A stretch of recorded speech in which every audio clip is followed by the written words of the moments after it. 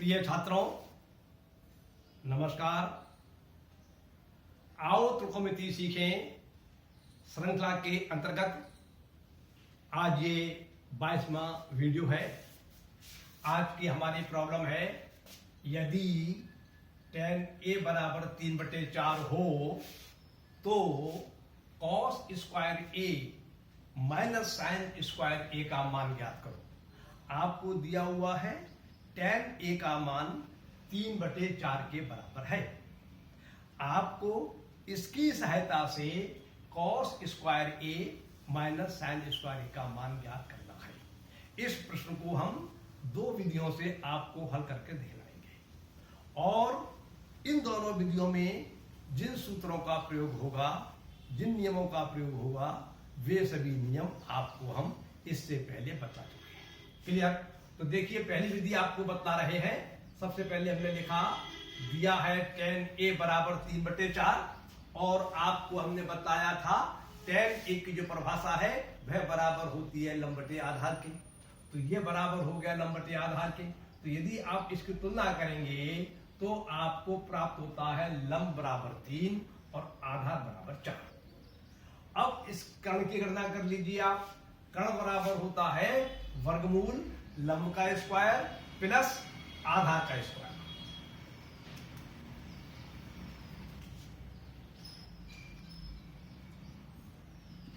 और लंब आपका 3 है, आधार 4 है, तो कर्ण का मान हो जाएगा 3 का स्क्वायर प्लस 4 का स्क्वायर।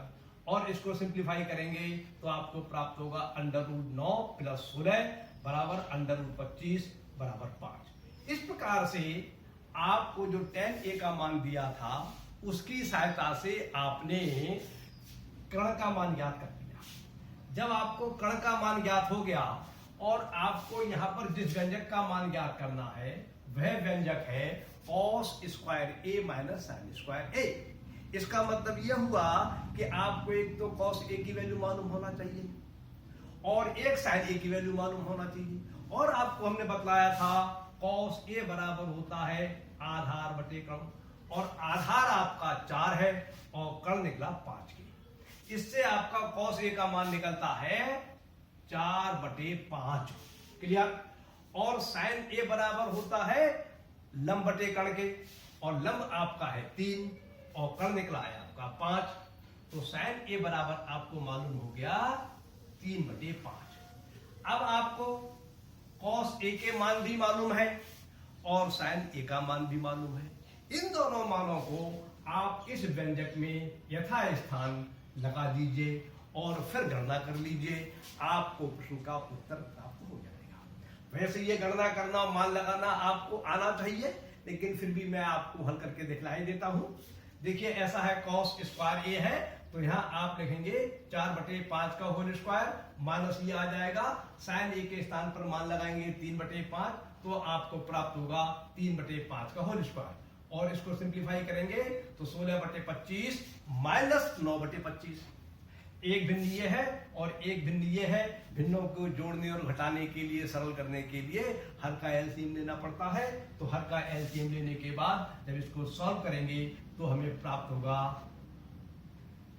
16 माइनस 9/25, और अंश में 16 में से जब 9 घटाएंगे तो 7 प्राप्त होगा और हर में 25 जैसा का वैसा रह जाएगा।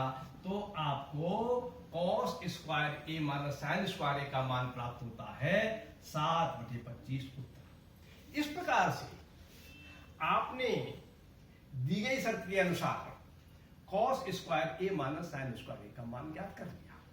ये आपका प्रश्न पूरा हो गया। अब जो छात्रों के लिए, जिन छात्रों के लिए सूत्र याद है दूसरे और जो हमने बतलाए हैं, वे इस विधि से भी कर सकते हैं।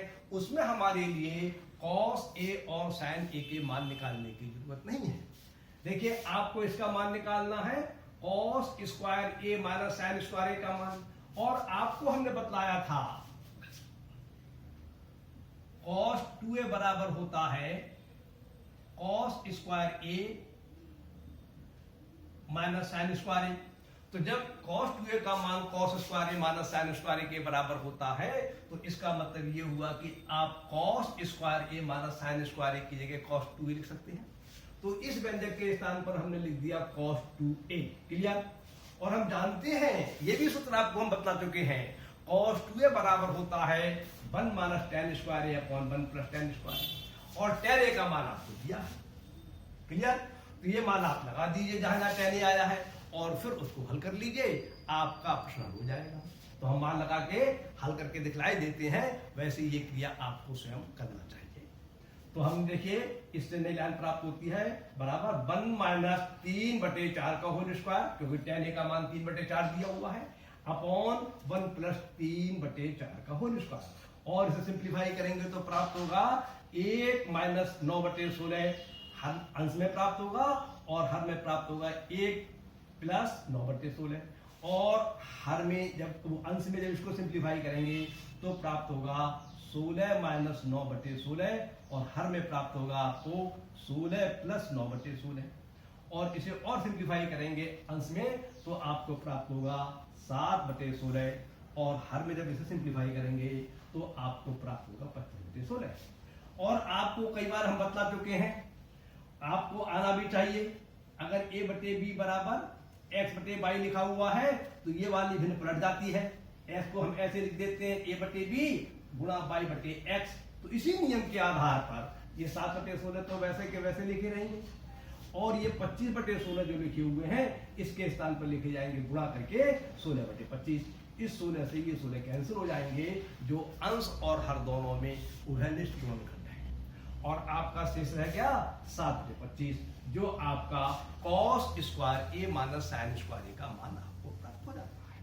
तो इस प्रकार से आप चाहे तो प्रश्न को इस प्रकार से सॉल्व करें, चाहे आप इस प्रकार से सॉल्व करें, ये आपके मन की बात है। और यदि कोई दूसरी विधि और भी हो सकती है तो आप उससे सॉल्व करें। जैसे मान लीजिए आपने tan a का मान निकाला, tan a का मान दिया था, इसकी सहायता से आपने cos a और sin a का मान निकाला। आप इसमें ऐसा भी कर सकते थे, पहले sec स्क्वायर a बराबर होता है 1 प्लस tan स्क्वायर a के, उससे sec स्क्वायर a का मान निकालते, फिर उससे cos a का मान निकालते, cos स्क्वायर a का मान निकालते, तो वो लेंदी पड़ जाता, मेथड तो बदल जाता। तो इस फिर हम उससे sin square a plus cos square a से sin स्क्वायर a का मान निकालते, फिर भी मान यहाँ पे लगाते, तो वो बहुत कठिन पड़ जाता दरअसल, ठीक है ना। तो इसलिए हमें ये भी देखना पड़ता है कि हम कौन से मेथड से करें जिससे कि हमारा समय भी बचे और हमें गणना करने में सुविधा भी हो। तो आज का प्रश्न पूरा होता है, विचार कीजिए, रटिए मत, ये नहीं कि जैसे मैंने बताया वैसे ही बिल्कुल होना है। मेरा आपको परामर्श यही है कि आप स्वयं प्रश्न करने की आदत डालिए, और तेज मत दौड़िए। तेज मत दौड़ने का मतलब क्या है कि बहुत से छात्र हमारे पास मैसेज भेजते हैं, हमको ये चीज नहीं आती, जो सिखलाई जा रही है वो सीखो, जो चीज बतलाई जा रही है पहले वो सरल सरल चीज तो सीख लो, उसके बाद कठिन चीज सिखाएंगे, बतलाएंगे सभी जो जहां तक ज्यादा से ज्यादा हम बतला सकते हैं। तो आज की बात समाप्त होती है। नमस्कार, धन्यवाद।